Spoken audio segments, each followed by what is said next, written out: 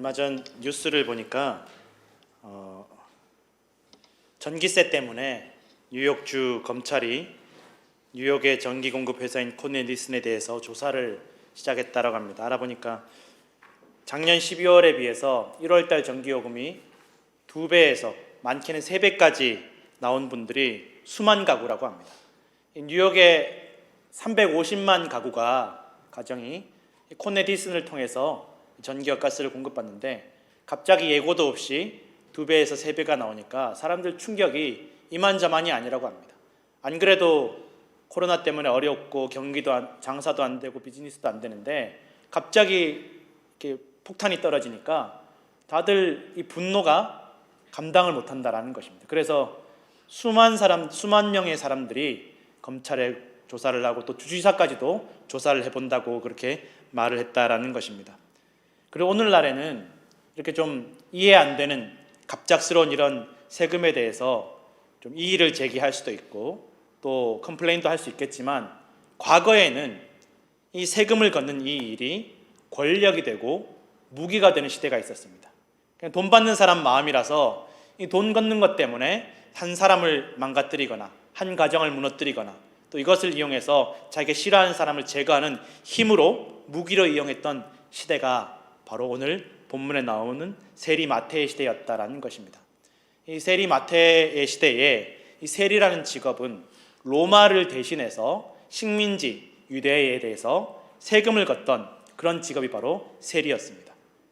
사실 어떻게 보면 마태라는 사람은 로마 사람이 아니라 유대인이었는데 동족들에게 세금을 걷어서 로마에 바치는 일을 하고 있었다라는 것입니다.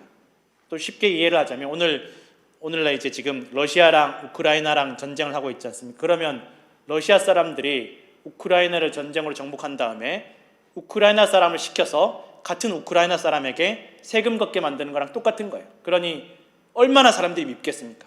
저거는 인간도 아니다. 어떻게 저 원수의 편에 서서 같은 동족에게 돈을 거둘 수 있나? 더군다나 그때 당시에 수많은 세리들이 아까도 말씀드렸지만 권력으로 이용했다라는 거예요.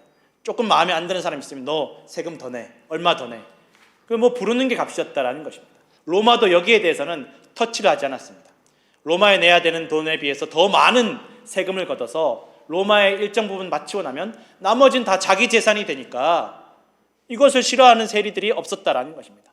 그러니 이 세리가 권력자였고 그러나 한편으로는 사람들에게 손가락질 받고 미움받는 존재가 바로 세리였다라는 것입니다. 얼마나 사람들이 밉겠습니까? 유대인들에게 세리는 매국노였고 원수였고 기생충 같고 흡혈귀 같은 상종 못할 존재가 바로 세리였다라는 것입니다. 더군다나 세리 마태의 다른 이름은 레위였습니다. 우리가 성경을 읽어보면 알지만 레위라는 이름은 제사장 가문에 내려오는 이름입니다. 레위 지파. 그 레위라는 이름 제사장 가문. 가장 이스라엘 백성들 가운데 하나님께 헌신되고 믿음이 좋은 가정, 그 가정에서 내려온 이름이 레위였다라는 것입니다. 그리고 이 부모님이 마태의 부모님이 이 마태에게 레위라는 이름을 지어주었을 때 여러분 어떤 마음으로 지어주었겠습니까? 너 하나님의 거룩한 사명을 감당하고 좀 믿음 잘 지키면서 그렇게 거룩하게 살았으면 좋겠다라는 마음으로 지어주지 않았겠습니까? 그런데 이 부모님의 마음과 부모님의 바람과는 다르게 동족들을 괴롭히는, 동족들의 손가락질 받는, 부모님에게 부끄러움이 되는 이 세리 마태가 되었다라는 것입니다. 자식 마음대로 되지 않습니다. 아무리 잘 믿는 부모님이라도 얘가 정말 믿음으로 잘 자랐으면 좋겠다라고 싶었지만 그게 뜻대로 되지 않은 일들이 얼마나 많이 있는지 모릅니다. 마태도 마찬가지였다라는 것입니다. 부모님이 아무리 믿음으로 자라기를 바라며 레위라는 이름을 지어주었지만 제사장의 그러한 의미를 가진 이름을 지어주었지만 그렇게 살지 못했다라는 것입니다. 그러니 사람들이 더 손가락질하는 것입니다. 저 집안에 어떻게 저런 자식이 나왔나? 저 잘 믿는 집안에, 저 신실한 집안에 어떻게 저런 자식이 나왔나 싶을 정도로 손가락질하고 미워하면서 따돌렸다라는 것입니다. 그러나 그래도 당장 사람이 살고 봐야지, 내가 더 많이 벌 수 있고 더 많이 먹을 수 있고 더 권력을 누릴 수 있으면 무슨 일이든지 못하겠나 싶은 사람이 바로 세리였고 마태였다라는 것입니다. 그리고 살아가다 보면 그런 사람들을 많이 만나게 됩니다. 어떻게 배울 만큼 배운 사람이, 또 부모님이 저렇게 올바른 가정에서 사람이 저렇게 될 수 있나, 미운 마음이 들고 상종하기 싫은 사람이 생길 수 있습니다. 차라리 정말 어려운 사람이면 뭐 여러 가지 환경이나 조건이 어려우면 어려워서 그렇겠거니 이해도 할 텐데, 살만한 사람이, 배울 만큼 배운 사람이 저렇게 살 수 있나, 저렇게 믿을 수 있나 라고 미워하는 마음, 증오하는 마음이 생길 수 있다는 것입니다. 기대와 다르고 모범이 되지 못하면 가까이 다가가기 싫은 것입니다. 마태가 그렇게 사람들에게 미움받던 사람이었다는 것입니다. 그런데 예수님께서 이 마태에게 오셨습니다. 아무도 말 걸려고 하지 않는데, 그냥 정상적으로 바르게 살아가려고 하는 사람은 아무도 마태에게 가까이 하려고 하지 않는데 예수님께서 그에게 오셨습니다. 그리고 앞뒤 설명도 없이 나를 따르라 라고 말씀하십니다. 너 이제 내 제자 해라. 너 이제 지금까지 그렇게 험악하게 살았으니까 이제는 좀 바르게 살아야지 하고 뭐 설명이라도 해주시면 참 좋을 텐데, 앞뒤 아무런 말도 없이 나를 따르라 라고 말씀하십니다. 그런데 그렇게 사람들에게 손가락질 받던, 미움받던 마태가 아무런 말 없이 예수님을 즉시 따라 나섭니다. 이 마태가 예수님을 따라 나서는 것은 사실 베드로나 다른 제자들이 예수님을 따라 나서는 것과는 또 조금 다른 문제입니다. 왜냐하면 베드로나 다른 어부들이었던 제자들은 예수님 따라갔다가 뭐 안 되면, 뭐 수틀리면 그냥 다시 와서 고기를 잡으면 되지만, 이 세리 마태는 한 번 따라 나서면, 한 번 버리고 나면 다시 돌아올 수 없다라는 것입니다. 그러니 마태가 지금 즉시 따라 나선다라는 것은, 이것은 결코 쉽지 않은 일입니다. 그런데 마태가 아무런 말도 하지 않고 예수님께서 부르실 때 즉시 따라 나섰다라는 것입니다. 주님, 아니 어떻게 제가 지금 따라갑니까? 제가 지금 하는 일이 있는데 생각할 시간을 좀 주셔야지요. 뭐 설명을 좀 해주셔야지요. 제가 기도 좀 해보고 결정하겠습니다. 주님, 제가 이 좀 정리를 해놓고 이 로마에도 이야기를 하고 좀 행정적으로 정리를 하고 따라 나서야지요. 가족들과, 적어도 가족들이랑은 상의를 해봐야 되지 않겠습니까? 라고 말할 수도 있는 문제인데 아무런 말도 하지 않고 정말 무책임해 보일 정도로 즉시 예수님을 따라 나섰다라는 것입니다. 다들 마태에게 흡혈귀 같은 인간, 기생충 같은 인간, 상종 못할 인간이라고 손가락질하였지만 아무도 마태의 마음을 알지 못했습니다.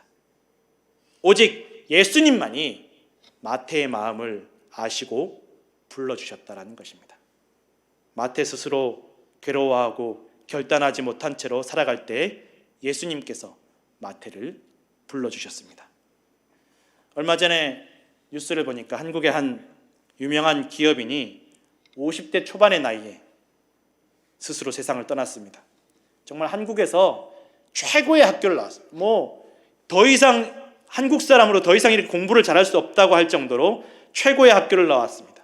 또 사업을 개척을 해서 뭐 한순간에 대박이 나서 수십조의 매출을 가지고 있는, 또 수십조의 자산을 가진 성공 신화의 주인공이었습니다. 뭐 사업이 어려워진 것도 아닙니다. 너무너무 지금도 부유하게 살고 너무 모든 것을 갖춘 인생을 살아가는 사람이었습니다. 또 뭐 그냥 돈밖에 모르던 사람도 아니었고 많이 베풀던 사람이었습니다. 그렇게 수십조의 재산을 가지고 있지만 수천억씩 기부도 하고 또 선한 일을 많이 하던 사람이었는데, 많은 젊은이들이 나도 저 사람처럼 살고 싶다, 저 사람처럼 성공하고 싶다라고 부러워하는 인생이었는데 스스로 세상을 떠났다라는 것입니다. 사람들이 겉으로 보는 것만이 다가 아니다라는 것입니다. 정말 걱정이 없고 모든 것이 완벽해 보이는 사람이라도 그 마음속의 고통과 괴로움과 외로움을 알 수 있는 사람, 이해할 수 있는 사람, 도와줄 수 있는 사람은 아무도 없다라는 것입니다. 정말 어려우면, 정말 괴로우면 부모님에게도 말하지 못하고 배우자에게도, 자녀에게도, 친구에게도 말하지 못합니다.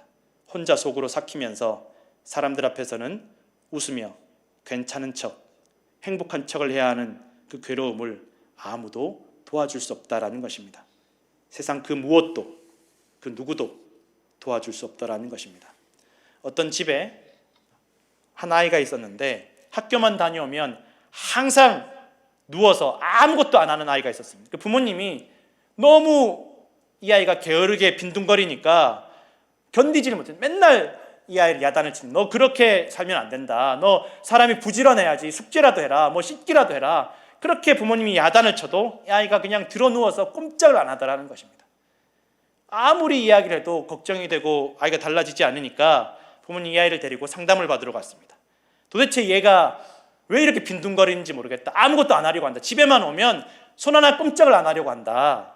그렇게 이제 상담하시는 분에게 물으니까 이 상담하시는 분이 부모님에게 물어봤어요. 얘가 왜 집에 와서 꼼짝도 안 할까요? 물어보니까 부모님이 대답하기를, 게을러서 그렇죠, 이렇게 게으른 녀석을 저는 생전 본 적이 없습니다라고 이야기를 하더라는 거예요. 그래서 이 상담하는 분이 이 아이가 어떻게 살아왔는지 이렇게 지켜보고 또 이렇게 이야기를 하다 보니까, 그러고 나서 이제 부모님에게 말하기를, 얘는 게으른 아이가 아니라는 거예요. 절대 게으른 아이가 아니라는 거예요. 아니 그러면 왜 집에 와서 꼼짝도 안 하냐, 왜 손 하나 꼼짝을 안 하냐라고 물으니까, 이 아이는 성격이 너무 예민하고 긴장을 많이 하는 아이라서 학교를 비롯해서 익숙하지 않은 상황에 가면 계속 긴장해 있다라는 거예요. 누가 괴롭히지 않아도 그냥 낯선 공간에 가 있으면 계속 긴장이 되어 있다라는, 자기도 모르게 긴장을 하고 있어서 집에 오면 얘가 탈진한다라는 거예요. 탈진해서 아무것도 못한다라는 거예요. 얘가 안 하는 게 아니라 아무것도 할 수 없을 정도로 집에 와서 지쳐 쓰러진다라는 것입니다. 그래서 이 아이는 불쌍한 아이라는 거예요. 부모님도 몰랐다라는 거예요. 얘가 그렇게 예민한 아이인지 긴장을 많이 하는 아이인지 미처 모르고 계속 야단만 쳤다라는 거예요. 너 게으른 녀석이다, 너는 안 될 녀석이다, 너 그렇게 뒹굴거리면 안 된다라고 야단만 쳤다라는 거예요. 부모님도 몰랐다라는 거예요. 부모였지만 얘의 괴로움과 문제를 이해해 주지 못했다라는 거예요. 아이도 자신의 문제가 무엇인지 정확하게 알지 못했다라는 것입니다. 나는 정말 우리 부모님 말대로 나 정말 게으른 사람일까? 나는 정말 소망 없는 인간인가? 그렇게만 생각했다라는 것입니다. 여러분, 세상에 아무도 나를 이해해 주지 못하고 나를 도와줄 수 없을 때에도 주님께서 나를 알아주시고 이해해 주시고 불러주심을 기억하시기 부탁드립니다. 사람들에게 손가락질을 받는 세리 마태였지만 아무에게도 말하지 못하고 아무에게도 드러내지 못하는 그 세리 마태의 마음을 예수님께서 아시고 불러주셨다라는 것입니다. 여러분, 아무에게도 말 못할 고민과 외로움, 문제를 혼자 짊어지고 고통스러워하고 짓눌려 있는 우리를 알아주시고 이해해 주시고 부르시는 주님을 잊지 마시기를 부탁드립니다. 예수님께서 마태의 집으로 함께 가셨습니다. 그리고 마태와 많은 세리와 죄인들이 예수님과 함께 식사를 하게 됩니다. 이 바리새인들이 보았을 때는 끼리끼리 노는 것처럼 보이는 거예요. 결국은 그래, 너는 세리이고 습혈귀이고 결국 그런 죄인들이니까 그런 사람들끼리만 모이는구나. 그런데 왜 예수님이 저런 사람들과 함께 하나? 하나님 말씀을 전하는 사람이 어떻게 저런 사람들과 어울릴 수 있나? 비판을 합니다. 너희 선생님은 어떻게 저런 세리들과 죄인들과 식사를 할 수 있냐? 아까도 말씀드렸지만 세리는 손가락질을 받고 미움받던 사람들이었고 죄인들은 낙인 찍힌 사람들입니다. 사람들이 한번 낙인이 찍히면 그 낙인이 지워지는 것은 굉장히 어려운 일입니다. 저 사람은 옛날에 무슨 죄를 지은 사람이야, 저 사람은 어디 출신이야, 저 사람 뭐 하는 사람이야. 한번 딱 사람들에게 낙인이 찍히고 나면 아무도 그 낙인을 지워주지 못합니다. 저 사람은 그런 사람이야, 어울리면 안 돼, 상종하면 안 돼, 가까이 지내면 안 돼. 그런데 이 세리 마태 한 사람 때문에 사람들에게 따돌림받고 미움받고 하나님과 멀어지고 하나님을 잃어버렸던 그 수많은 세리들과 죄인들이 예수님께 나아왔다라는 것입니다. 바리새인들은 나는 다른 사람들보다 더 깨끗하게 살고 거룩하게 살고 하나님 말씀대로 살고 기도도 많이 하고 헌금도 많이 하고 난 저 사람들이랑 달라. 하나님, 저는 저 사람들이랑 정말 다르게 살아왔습니다. 하나님, 저 아시지 않습니까? 저 사람들보다 저는 더 의롭게 살아왔고 바르게 살아왔습니다. 더 말씀 지키고 열심히 살아왔습니다. 하나님, 저는 저 사람들보다 훨씬 나은 사람입니다.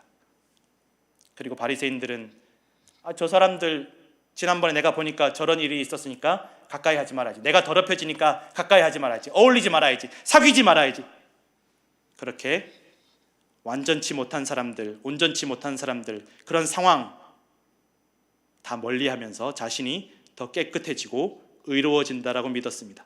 원하지 않는 사람들, 원하지 않는 상황들을 멀리하면 나를 지키고 더 완전한 인생을 살 수 있을 것이라고 생각했습니다. 정말 하나님께서 원하시는 것이 무엇인지, 하나님의 뜻이 무엇인지, 하나님의 마음이 무엇인지를 헤아리지 않았습니다. 그저 예배하고 율법을 지키면서 자신의 노력과 공로로 자신은 더 뛰어나고 완벽한 인생이라고 착각하면서 살아갔던 사람들이었고, 그래서 그 바리새인들 때문에 죄인이 점점 늘어나고 사람들은 점점 하나님과 멀어지게 되었고, 결국은 자기 스스로도 하나님과 멀어지고 완전히 하나님과 반대편에 서게 된 사람들이 바리새인들이었다라는 것입니다. 바리새인 때문에 사람들은 하나님과 점점 멀어져 갔습니다. 그런데 오늘 사람들에게 손가락질 받던 세리 마태 한 사람 때문에, 예수님의 부르심에 즉각 순종한 마태 한 사람 때문에 그동안 하나님과 멀어졌던 사람들, 하나님을 잊어버렸던 사람들, 감히 하나님께 가까이 나올 수 없었던 사람들이 예수님께 나오게 되었고 은혜의 길로 나아갈 기회를 얻게 되었다라는 것입니다. 오늘 주님께서 무엇을 더 기뻐하시겠습니까? 예수님께서 이 바리새인들이 제자들에게 하는 말을 들으시고 그들에게 대답하십니다. 건강한 사람에게는 의사가 쓸데없고 병든 사람에게야 쓸데있느니라. 여러분, 병원에 멀쩡한 사람이 가는 것이 아닙니다. 건강한 사람이 병원에 가는 것이 아니라는 것입니다. 몸이 너무 안 좋아도 내가 혹시 병원 갔다 다른 병 걸릴까 싶어서 그냥 집에서 병을 키우는 사람은 없다라는 것입니다. 아프니까, 문제가 있으니까 고치기 위해서 병원에 간다라는 것입니다. 사람들이 간혹 교회를 향해서 비판을 합니다. 교회 다니는 사람들이 어떻게 저럴 수 있나? 교회 다니는 사람들이 더 지독한 것 같아. 교회 다니는 사람들이 교회 다니나 안 다니나 별 차이가 없는 것 같아. 교회 다녀봐야 소용없는 거 아닌가? 여러분, 병 치료하려 병원에 가도 당장 치료가 되는 사람도 있고 시간이 걸리는 사람도 있습니다. 정말 심각한 병도 수술을 해서 며칠 만에 괜찮아지는 사람이 있고, 당장 생명이 위급한 질병이 아니지만 만성 질병으로 인해서 꾸준히 오랫동안 관리해야 되는 사람도 있다라는 것입니다. 우리가 온전치 못해서, 강건하지 못해서, 약해서, 그래서 우리가 부족해서 예수님께서 불러주셨다라는 것입니다. 그래서 우리가 오늘 주님께 나아간다라는 것입니다. 오늘 우리에게 예배하게 하시고 우리에게 기도하게 하시고 봉사하게 하신다라는 것입니다. 하나님께, 예수님이 우리의 예배가 필요한 것이 아니라, 내가 하나님께 예배를 드리는 것이 아니라 하나님께서 우리를 위해서 예배를 허락하셨다라는 것입니다. 내가 교회를 세우는 것이 아니라 하나님께서 우리를 위해서 이 땅에 교회를 허락해 주셨다라는 것입니다. 내가 온전한 마음과 온전한 모습으로 하나님께 온전한 제사를 드리는 것이 아니라 내가 불완전하고 내 문제 때문에 예배하고 내 문제 때문에 봉사하고 내 문제 때문에 기도한다라는 것입니다. 내 문제가 좀 해결이 되면 기도하는 것이 아니라, 내가 어려운 것이 좀 지나가면 예배하는 것이 아니라 내가 어려워서 기도하고 예배하는 것입니다. 주님께 나아가는 것이 바로 사는 길이고 구원받는 길이고 자유케 되는 길임을 믿으시기 부탁드립니다. 서울 마포구 합정동에 가면 양화진이라는 외국인 선교사님들의 묘지가 있습니다. 여기에 잠들어 계신 선교사님들은 대부분 서양인인데 유일하게 일본인인 선교사님의 무덤이 있습니다. 바로 소다 가이치라는 일본인 부부입니다. 이 소다 가이치는 일본에서 태어나서 젊어서부터 돈 되는 일이라면 무슨 일이든지 했습니다. 성공할 수 있는 길, 돈 되는 길이라면 무슨 일이든 닥치는 대로 일을 했고, 정말 세상에서 살아남기 위해서 가리지 않고 모든 것을 경험하던 사람이 바로 소다 가이치였습니다. 초등학교 교사, 탄광의 광부, 노르웨이 배의 선원, 독일 회사의 직원, 온 세계를 돌아다니고 중국에서는 중국 혁명에도 참여를 했습니다. 내 인생의 길이 무엇일까? 내가 성공하는 인생이 무엇일까? 어떻게 하면 내가 길을 찾을 수 있을까? 그런데 무엇을 해도, 무슨 일을 해도, 어디에 가도 길을 찾을 수 없었습니다. 그래서 인생의 길을 찾지 못하고 술로 세월을 보내던 방랑자였습니다. 1899년에 그가 대만에 있을 때 그날도 잔뜩 술에 취해서 쓰러졌습니다. 넘어지면서 크게 부딪혀서 크게 다쳤는데 아무도 이 사람을 도와주려는 사람이 없었습니다. 다 죽어갈 때 누군가 그를 붙잡아서 여관에 데리고 갔고 치료해주고 그 여관 주인에게 치료비를, 숙박비를 다 내주고 떠났다라는 것입니다. 그가 깨어나서 누가 나 도와줬냐고 물어보니까 누군지는 잘 모르겠지만 조선 사람이라고 했더라고. 그런데 아무리 주변에 수소문을 해봐도 누가 자기를 도와줬는지 찾지 못했다라는 것입니다.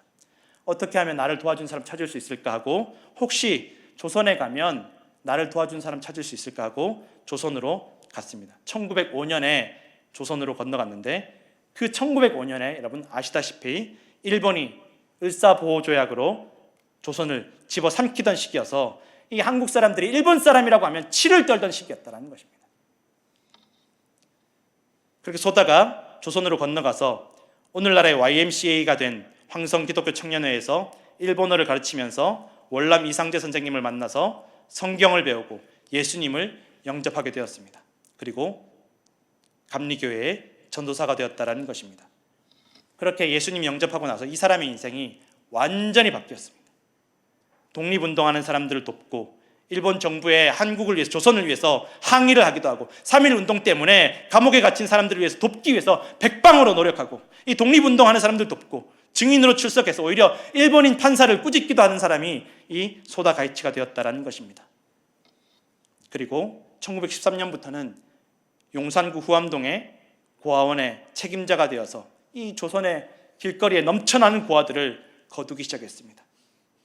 먹고 살기 어려워져서 버려진 아이들, 부모님이 독립운동을 하다가 잡혀가고 돌아가시면서 버려진 아이들, 그 아이들을 돌보기 위해서 다 내려놓았습니다. 부인도 직장을 그만두게 되었습니다. 매일 수레를 끌고 다니면서 남들이 먹다 남긴 음식을 가져다가 아이들을 먹였고, 쓰레기통을 뒤져서 헌옷을 주워다가 아이들을 길렀습니다. 버려진 갓난아이를 위해서 젖동량을 다리다가 쫓겨나기도 했습니다. 일본 사람들은 이 소다가이치를 보고 저 배신자다, 어떻게 조선을 도울 수 있나, 저 독립운동하는 사람들 도울 수 있나, 저 배신자 같은 인간이라고 손가락질했습니다. 조선 사람들도 저거 위선자다, 저거 애들 데려다가 납치에다 팔아먹는 인신매매범인 거 틀림없다라고 손가락질했습니다. 그가 좋은 일을 했고 하나님 위해서 사명을 감당했지만 그 누구도 이 사람을 인정해주지 않았다라는 것입니다. 일본 경찰에게 아이들이 잡혀가면 가서 아이들을 구해오면서 아이들을 야단치지 않았습니다. 너 왜 그렇게 쓸데없는 짓을 해서 경찰에 잡혀가냐고 야단치지 않았습니다.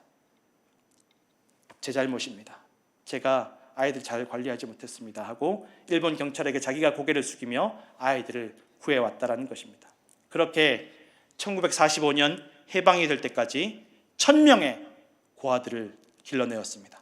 해방 후에도 고아들을 돌보다가 부인은 남아서 고아들을 돌보고, 이 소다는 이대로는 안 되겠다, 우리 일본이 바뀌어야 된다라고 일본으로 건너가서 한 손에는 성경책을 들고 또 여기에는 세계평화라는 어깨띠를 들고 그렇게 일본을 돌아다니면서 선교하고 전도하면서 외쳤습니다. 우리가 회개해야 됩니다라고 외쳤습니다. 그런데 그렇게 선교하다가 부인의 장례식에 참석을 하지 못했습니다. 부인이 홀로 한국에서 고아들을 돌보다가 세상을 떠났고, 나중에서야 소다가 한국으로 돌아와서 95세까지 고아들을 돌보다가 천국으로 가게 되었습니다. 길을 찾지 못해서 방황하던 소다를 부르신 분은 하나님이십니다. 예수 그리스도께서 그를 아시고 부르시고 길이 되어 주셨습니다. 오늘날 코로나로 인해서 수많은 성도들이 믿음을 잃고 길을 잃고 방황을 하고 있습니다. 여러분, 주님께서 우리를 불러주시고 우리의 길을 인도하신 것처럼 이 사순절 기간 동안 우리가 먼저 손 내밀어 알아주고 이해해주고 사랑하고 주님의 부르심에 순종하시는 성도들 되시기를 간절히 축원합니다. 기도하겠습니다.